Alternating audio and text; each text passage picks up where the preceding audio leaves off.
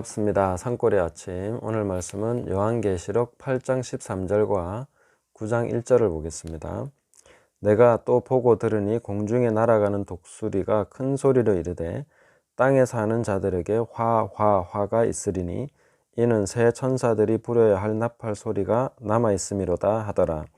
다섯째 천사가 나팔을 불매 내가 보니 하늘에서 땅에 떨어진 별 하나가 있는데 그가 무저갱의 열쇠를 받았더라. 아멘.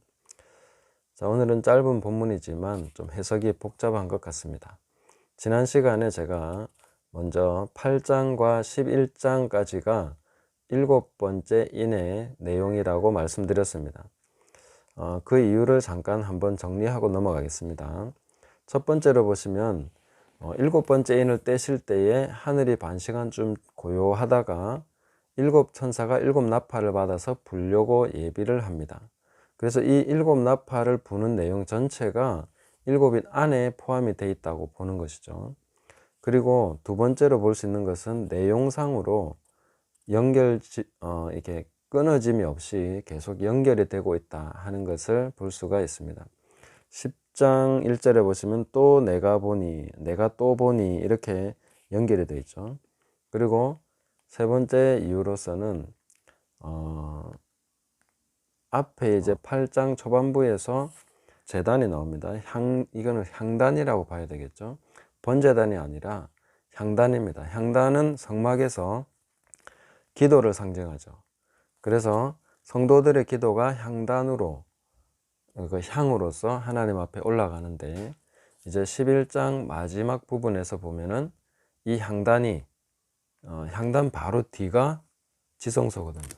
이 지성소가 열리면서 성전이 열렸다 이렇게 표현하고 있는데, 거기에 바로 하나님의 언약궤가 보인다 이렇게 묘사해 주고 있습니다. 그리고 8장 앞부분에 나왔던 우레, 음성, 번개, 지진, 이것이 또 11장 마지막 부분 가서도 동일하게 등장하고 있습니다. 여기에 이제 우박만 첨가된 것이죠. 이렇게 봤을 때에 8장부터 11장 전체가 7번째 인을 떼는 그 내용에 포함되어 있다. 그래서 7번째 인이 전체를 담보하고 있는 그런 내용이다 이렇게 보고, 그 첫 번째 인과 6번째 인까지 해석했던 동일한 맥락으로 7번째 인, 그래서 8장부터 11장까지가 그런 맥락에서 해석이 되어주는 것이 바람직하다 이렇게 제가 보고 그렇게 말씀을 드립니다. 자, 그리고 이제 7번 일곱 나팔에서 첫째부터 넷째 나팔까지는 하늘에서 나팔을 불고 천사들이 부는 나팔에 따라서 이 지상에서 일어나는 일들을 묘사해 주고 있었습니다. 그것은 하나의 상징과 비유로 해석하는 것이 적합하다고 봅니다. 왜냐하면 땅에서 일어나는 복잡하고 오랜 역사 기간 동안 일어났던 많은 일들을 압축 요약해서 하나의 프레젠테이션으로 보여준다고 보는 것이기 때문입니다. 그래서 정확하게 3분의 1 하나님께서 그렇게 역사하셔서 이런 내용들이 전개됐다 하는 것을 말씀드렸고, 5번째부터 7번째 나팔까지는 또 다른 맥락, 그러니까 영적인 세계에서 일어나는 일들을 보여주고 있습니다. 그래서 이 부분은 영해가 필요한 부분이다 이렇게 보는 것입니다. 이건 단지 상징이 아니라 영해를 해줘야 되는, 영적인 해석을 해줘야 되는 부분입니다. 그런 어떤 여기에 등장하는 한 존재는 그냥 상징적인 존재가 아니라 영적인 존재를 표현해주고 있다 이렇게 봐야 되는 것이기 때문입니다. 본문 자체가 5번째 나팔부터 구분을 해주고 있는데, 이것을 화라고 이렇게 얘기합니다. 이 5번째부터 7째 나팔까지의 내용이 다른 내용이라는 것을, 특별한 내용이라는 것을 선포하는 존재가 독수리입니다. 날아가는 독수리라고 나오는데, 독수리가 말을 하죠. 우리가 계시록을 읽다가 보니까 뭐 독수리가 말을 해도 별 심상치 않게 넘어가는데, 독수리가 말하는 것은 굉장히 특별한 일입니다. 독수리는 말을 하지 못합니다. 근데 어떻게 독수리가 말을 했냐 이렇게 질문을 해봐야 되는 거죠. 그럼 이 독수리의 정체가 뭐냐? 그냥 일반적인 새냐, 조류에 속하는 그 독수리를 말하는 것이냐? 그 독수리는 말을 못하기 때문에 여기에서 날아가는 독수리, 이것은 계시록 4장 7절에 나오는 그 네 번째 생물, 네 번째 생물의 모습이 날아가는 독수리 같다, 이렇게 말했습니다. 그 생물이 아닐까, 이렇게 우리가 생각해 볼 수 있는 것이죠. 그래서 향후에 부러지게 된 나팔의 특별한 의미를 이 네 번째 생물인 독수리 모양의 이 생물이 선포해 주고 있는 것이죠. 굉장히 중요한 내용이고 영적인 내용을 말해 주는 것이다, 이렇게 볼 수가 있다는 것입니다. 자, 그리고 땅에 사는 자들에게 화가 있으리니 이는 새 천사들이 불어야 할 나팔 소리가 남아 있음이로다 하더라. 여기서 큰 소리로 외친 이 소리, 땅에 사는 자들, 땅에 사는 자들은 특별히 후반부로 이제 9장부터 보면은 하나님의 인을 맞지 않은 사람들을 얘기한다라고 볼 수 있습니다. 무조건 그냥 지상에 있는 사람 전체에 다 화라고 얘기한 것은 아니고요. 그렇게 볼 수가 있다 하는 것입니다. 그 다음에 9장 1절로 넘어가서 하늘에서 떨어진 별 하나가 있는데 이 존재가 무저갱이 열쇠를 받았죠. 그래서 이 무저갱이 열쇠를 받았다는 것 때문에 이 존재가 예수님이다, 이렇게 생각하는 분들도 있는 것 같은데 그렇게 보기는 좀 어렵습니다. 왜냐하면 하늘에서 떨어졌다고 말했죠. 땅에 떨어진 별, 그러니까 이것은 그냥 하강 내려온 것이 아니라, 스스로 내려온 게 아니라 떨어졌다고 얘기했기 때문에 이것은 뭔가 타락, 그런 불시착, 그런 내용을 포함하고 있는 거기 때문에 불시착한 존재, 떨어졌다라고 했는데 이거는 그냥 내려온다는 뜻이 아닙니다. 그래서 예수님이라고 보기는 이 표현이 맞지 않다고 보는 것이죠. 그러면 이 떨어졌다는 이 존재는 타락한 천사라고 보는 것이 오히려 합당하지 않겠나. 근데 타락한 천사에게 이 무저갱의 열쇠를 맡길 수 있느냐, 이런 질문도 나올 수 있겠죠. 그래서 이런 부분은 일시적으로 이 악한 존재들, 타락한 존재들을 사용하시는 그 하나님의 섭리를 보여준다, 이렇게 이 본문을 해석하는 것이 좋겠다는 것입니다. 그래서 다섯 번째 이 나팔에서 보여준 내용들은 이 무저갱이 열리고 나서 굉장히 사람을 괴롭히는 이 문제들이 등장하기 시작했는데 이것은 하나님께서 이런 것까지도 사용하셔서 이 땅에 하나님 나라와 복음이 확장되고 또 완성되도록 역사하신다는 내용을 보여준다고 보는 것이죠. 무저갱의 열쇠의 정체는 무엇일까?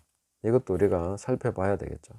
성경에는 열쇠가 꽤 많이 등장합니다. 다윗의 열쇠도 있고 또 무저갱의 열쇠도 있고 베드로가 받은 천국의 열쇠도 있습니다. 그리고 예수님이 가지고 계신 사망과 음부의 열쇠도 있습니다.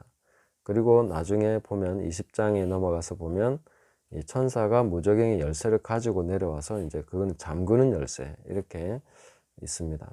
그 열쇠가 굉장히 많은데 이것은 어떤 권위, 권세, 묶고 풀 수 있는 권세, 권위를 보여준다고 볼 수 있습니다. 그래서 왕이 그 임봉을 하거나 인을 치거나 이렇게 했을 때 함부로 열지 못하는 것, 닫으면 열 수가 없고 또 열어놓으면 닫을 수 없는 그런 어떤 권세, 권위를 주는 것이죠. 생긴 것이 꼭 우리 열쇠와 같다고 할 수는 없겠죠. 또 그리고 율법사들, 그런 하나님의 말씀을 맡은 유대인들을 향해서도 예수님께서 너희가 지식의 열쇠를 가지고 들어가려는 사람들도 막고 너희도 들어가지 않고 그렇게 한다고 책망하신 적이 있는데, 그런 걸 봤을 때 이것은 하나의 지식과 권위, 하나님께서 맡겨주신 책무, 이런 것과 관련이 있다고 볼 수 있겠습니다. 그 책무를 맡은 자가 이걸 열 수 있고 닫을 수 있는 그런 것이라고 볼 수 있겠죠. 그래서 우리가 하늘에서 떨어진 별, 이 영적인 해석을 해줘야 되는 내용이죠. 이 하늘에서 떨어진 별이 무저갱의 열쇠를 받았다는 것은 일시적으로 타락한 존재인 천사, 타락한 천사, 마귀, 또 귀신들에게 하나님께서 어떤 권위를 위임해 주실 수도 있다는 것이죠. 그들도 하나님이 사용하실 수 있다 하는 것을 이 본문에서 보여준다, 이렇게 볼 수가 있겠습니다. 무저갱은 귀신들을 가두어두는 곳이죠. 누가복음 8장에 보면 이 돼지떼 안에 있었던 귀신들이 예수님이 쫓아내실 때에 무저갱으로 들어가라 하지 마시기를 구했다고 했습니다. 그래서 이 귀신들을 가두어두는 곳이다, 이렇게 볼 수가 있겠죠.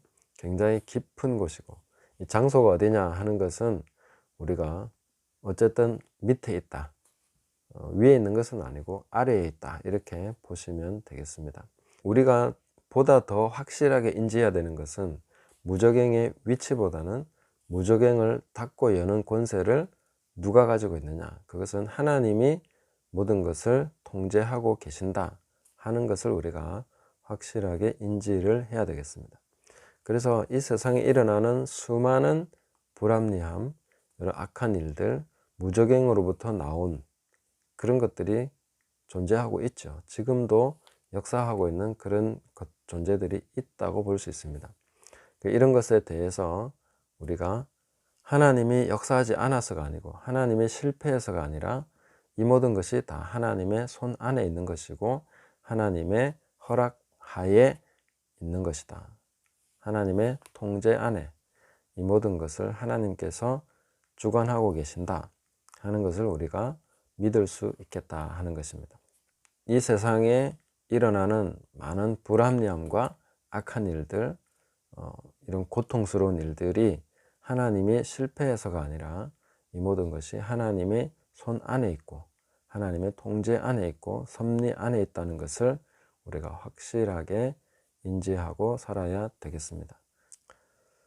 자, 그래서 성도들은 이런 영적인 세력들 혹은 혼란과 혼미함과 질병과 여러 가지 고통으로 역사하는 것들을 두려워할 것이 아니라 오히려 이 모든 것을 주관하시는 하나님을 믿고 의지하고 예수 그리스도의 이름과 그 권세를 의지해서 승리하는 삶을 살아야 되고, 이 땅 가운데에 묵묵히 꿋꿋이 주어진 길을, 주님이 부르신 그 길을 달려가는 자들이 되어야 되겠습니다.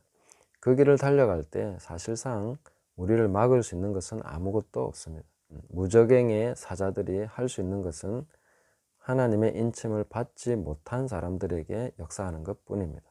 그래서 오늘 우리가 이 모든 것까지도, 깊은 무저갱까지도 주관하시는 하나님을 온전히 신뢰함으로써 그 하나님을 더욱 알아가시고 더 깊이 사귀시고 또 동행하시기를 예수님의 이름으로 축복합니다. 감사합니다.